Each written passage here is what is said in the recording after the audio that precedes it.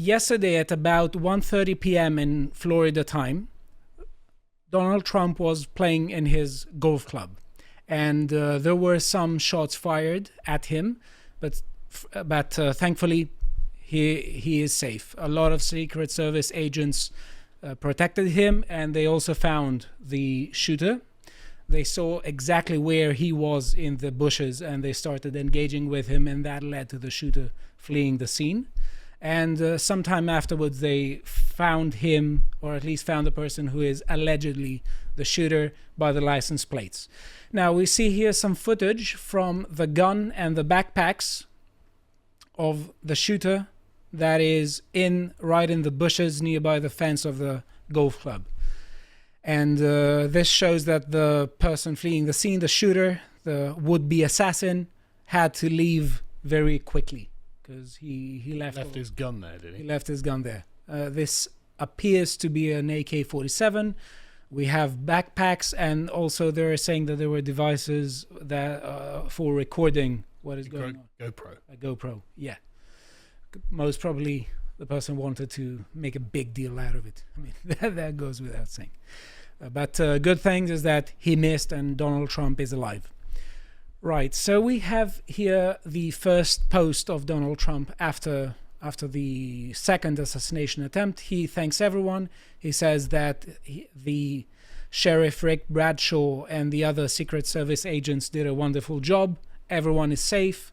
And he says the job was done absolutely outstanding, and he's very proud to be an American. Very Trumpian, yeah. Yeah, always he uses, outstanding, great job, lovely job. Trump basically lives in the Iliad, where everything is amazing. Yes, yeah. He was going to say it's the best assassination attempt, the best there ever was, but I'm just better. Yes. And it's the second one that he misses. So he is the orange bullet dodger. Yeah. I mean, we've still got a couple of months yet, so let's not speak too soon. Well, we have J.D. Vance here saying, I'm glad President Trump is safe. I spoke to him before the news was public, and he was amazingly in good spirits. Still much we don't know, but I'll be hugging my kids extra tight tonight and saying a prayer of gratitude. I think that's a very wholesome statement, but also it conveys a kind of fear. Because this two assassination attempts against someone who's running for president, I don't think it has happened before. Has it happened? Well, I mean, not in America. This happens in Mexico all the time. Yeah. But presumably the U.S. isn't like other countries. So that's the hope, at least. You say that, but a lot of people in the U.S. and a lot of people in Western countries, they look at what is going on in countries with, let's say, where corruption reigns supreme, and presumably they would say, I don't want that for my country. Well, yeah, but the rhetoric that the Democrats use in America... Unfortunately, this is where the Democrat rhetoric is leading. It's incredible demonization and polarization, and it doesn't end well. We are going to talk more about that. Now, the alleged shooter is a person called Ryan Wesley Ruth. Everyone is talking about him.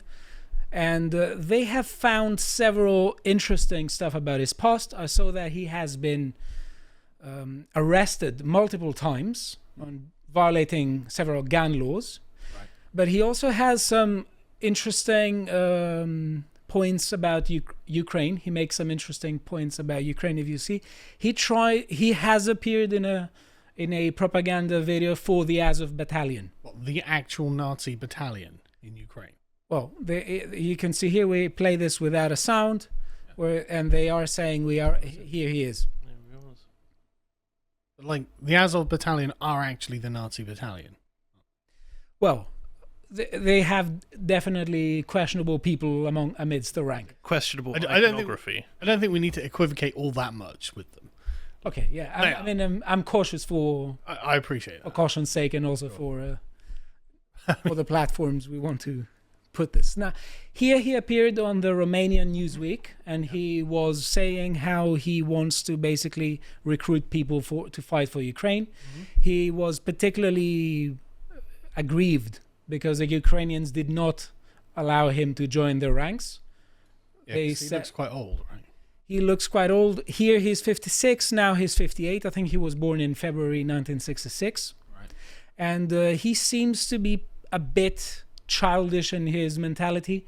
He basically says that this war is as close to good versus evil as it can get. That's- And he's particularly surprised now at 56-year-old that people didn't just rush all of them to say, we're going to give all the money we have to get vests for Ukraine. I mean, I don't like Zelensky either, but he's not that. Joke. He also, before his Twitter account and various social medias were archived, you look down and it's him petitioning various members of government at various different levels. It's the sort of messaging that you would expect in private between a contractor and a government official. He seems to have projected a kind of a relationship that he has with government officials that doesn't exist, and it's possibly a motivating factor here. A lot of people are showing stuff about his X account that got suspended, and what you can find that, I mean, I will say, because there are other stuff I don't think we should say, Mm-hmm. Yeah, obviously. but he was constantly tagging several artists, asking them to write songs about Ukraine. But he was also talking to Kamala Harris and saying, you need to also have your rename your campaign to Gaddafi, and we'll talk in a bit about what he is. He seems very caught up in the current thing. Yes. Yep. Unfortunately. And we've seen a lot of people who are doing a lot of harmful things caught up in the latest trend. I remember, who was it who killed himself, who set fire on himself? I can't remember the guy's name, but I know who you're talking about, the guy who set fire to himself in front of the Yeah. embassy for Palestine. Yes. Now, there are several interesting questions that arise because it seems that Donald Trump's golf club was a spontaneous Trip. a spontaneous event. Right. So if he wasn't on the schedule, how did he know he was there? That's exactly the question. And I don't have any answer, but it's a very interesting question, I think. And it led Trump to have a meeting and to request a meeting with a lot of people from the Secret Services. They essentially told him that because he is not the president, he doesn't have the amount of Secret Service that he Will be required to protect him from repeated assassination attempts. Well, I mean, they did protect him, to be fair, but a lot of people are asking, and this is the major question: how is it that something like that could happen? Because the shooter was at an estimated distance between 300 and 500 yards, and it was just a fence. Yeah. It was a fence in the bushes, and it wasn't protected. So how did he get there? There are several questions about the Secret Service, and also, if we remember what happened 2 months ago, there are also several questions about the kind of people involved in it, and that's let's talk about. How was a shooter able to get on a roof with a direct line of sight to the president? Yes. Question. How was a shooter able to get through a thin wire fence to the exact hole that Trump would happen to be at his spontaneous golfing trip? Really Here we does go. make you wonder, doesn't it? And also Yeah. how some obviously unqualified people to be bodyguards ended up being bodyguards. Honestly, Remember the DI hard memes? Yes. I unironically think that if Trump just had a bodyguard deputation from just his most fervent patriotic supporters, they'd do a better job. Well, because there are several questions and several interesting questions that people raise, Ron DeSantis, who is the governor of Florida, said that he is going to conduct an independent state-level inquiry into the matter. Good man. And he says that people deserve the truth about the would-be assassin and how he was able to get within 500 yards of the former president and current GOP nominee. With a gun. It's one thing getting within like X amount of distance, but he's carrying a rifle. Yeah. I mean, you would expect the media coverage to not be particularly good on this topic. They weren't good last time. And they are referring to it as an incident, some of them. So NBC featured an article with the title, "Man in Custody After Trump Golf Club Incident Was Once Convicted of Possessing a Machine Gun." This man was identified. Previously, in the history, he had a gun, but it was just an incident at the golf club. Yes, and let me just show here, because I want to show you everything. They do refer to this as a second attempt to assassinate former President Donald Trump, but not on the title. Because they know that people see the titles and don't read the text. Exactly. Right. So we also have here the BBC referring to it as your favorite channel. Yeah, well, this is how I knew it was. Yeah. Right, because the FBI are like, oh, well, it appears to be an assassination. Right, okay, someone was trying to kill him. Got it. Understood.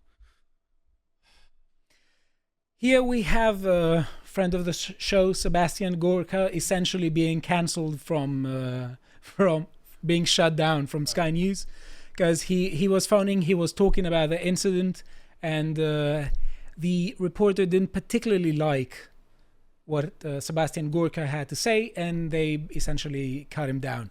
And what he was saying basically is that the people who are constantly now saying we condemn political violence, and they are saying we're so sorry for what happened, he says that he doesn't believe them. Well, because they're not sorry. They spend all day, every day, demonizing him, calling him a Nazi. Exactly. I mean, and then reading a prepared statement is not exactly sincere. I mean, if they make a habit out of demonizing him, and then when something happens, they say, well, we condemn the effects of this demonization, it doesn't sound particularly Biden honest. literally called him a threat to the soul of the nation. Yeah. Sorry, I mean, how much more condemning can it be? If you wanted to inspire stochastic terrorism, that's the kind of statement you would make. Exactly. And Harris continues that tradition. 100%, yeah.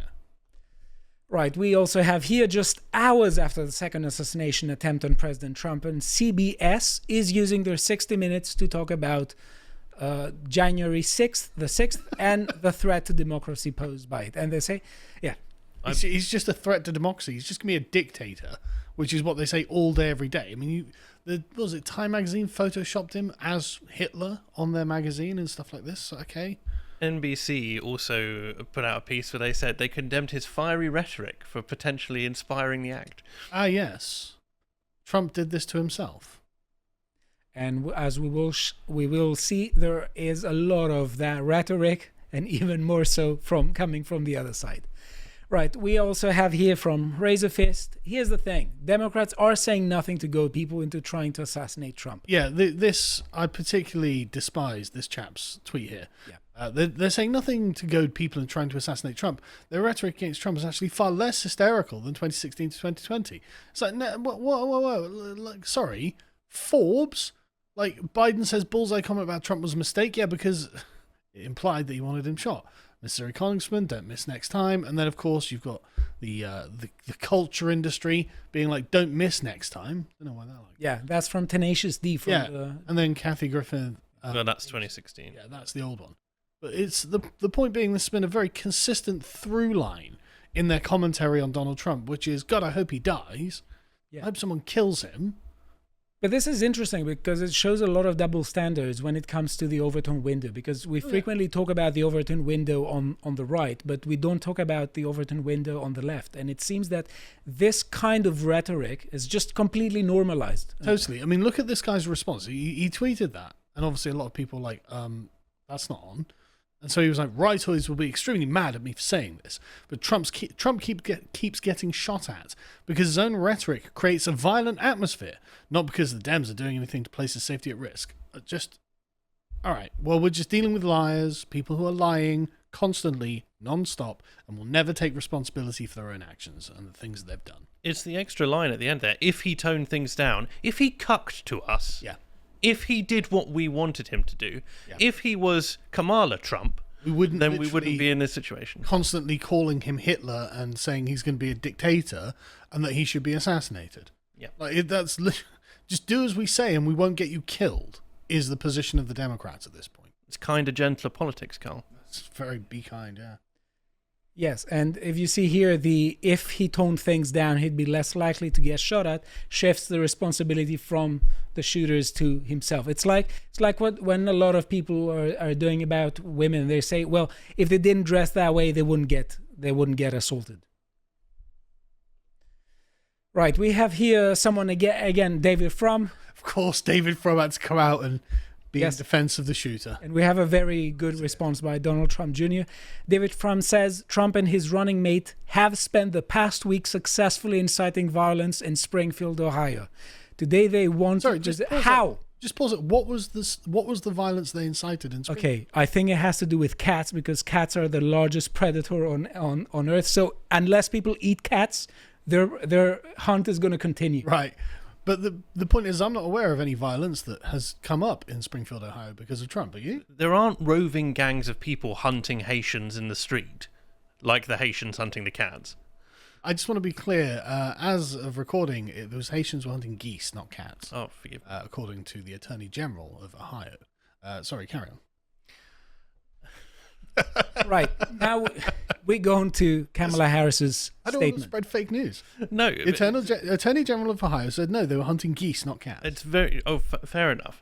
But my point is that they keep going inciting violence. This is also a way to avoid them repeating what Trump has said or Vance has said, Yeah. right? Because this is what always happens, especially in this country. It's a little bit of an aside, but whenever you see someone who is arrested for inciting hate or whatever in this country, what you find is they never give you the actual context of the tweet or the Facebook post or whatever it is that they've arrested them on, Or even the direct text. or even the direct text. So you don't get the raw text, so that they don't continue to spread the message. But at the same time, that makes it completely nebulous, which makes inciting violence in this case a complete non-issue, because there's no evidence of it, because we couldn't state the evidence because that's dangerous. Well, it's essentially appeal to their own authority. Yeah. But also, Take the word for it. but also, I have cats and dogs, and I don't want to risk it. And I understand people who don't. Right here, we have Kamala Harris's statement saying how she's deeply disturbed by the possible assassination attempt of former President Trump. As we gather the facts, I will be clear. I condemn political violence. We all must do our part to ensure that this incident does not lead to more violence. And she has the statement here. Just how more See what hypocritical can you get? How more hypocritical can you get? All the rhetoric of the Democrats, the US Democrats, is progressivism. Progressivism is just institutionalized bigotry. Yeah. There's a lot of people being like, to be fair, you are calling him a dictator all the time. Yeah. This entire statement reads very differently to Vance's response, right? It's almost a flex, because it's sitting there and it's going, they're not in fear of being assassinated themselves. They're not in fear of political violence. They're condemning the political violence for their opponents because they feel that they're on the pedestal.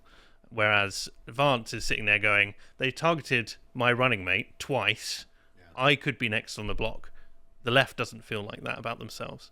That's a great point. It's a real statement about the texture of the sort of milieu they both exist in. The Democrats have the whip hand in this situation, and they know it. And so it's like, well, I'm so glad that he's safe through gritted teeth. As if we believe that. Yes, and also I think you're raising a really good point, because it seems to me that a lot of people on the left, they really want a martyr for their cause, and it's really refreshing when you see someone say, "No, I don't want my running mate to become a martyr. I want to actually improve things and make the country better." Yeah, I thought the tone of Vance's response was very good. Yes, here we have the post. Ryan Wesley Ruth wrote to Kamala Harris, "Your campaign should be called something like Kadaf. Keep America democratic and free. Trump's should be Massa. Make Americans slave again." Okay. Democracy is on the ballot and we cannot lose. We cannot afford to fail. The world is counting on us to show our way. I mean, to be fair, he made a good point, which is why we live under a Trump dictatorship to this day. Oh, wait, we don't. Nonsense. Nonsense. I hate this. Democracy is on the ballot. Shut up. Yeah, by the people who constantly just normalize demonizing your opponents and trivializing violence against them. I mean, come on, that's rich. I mean, if you're voting on the dictator, it's not really much of a dictatorship, is it?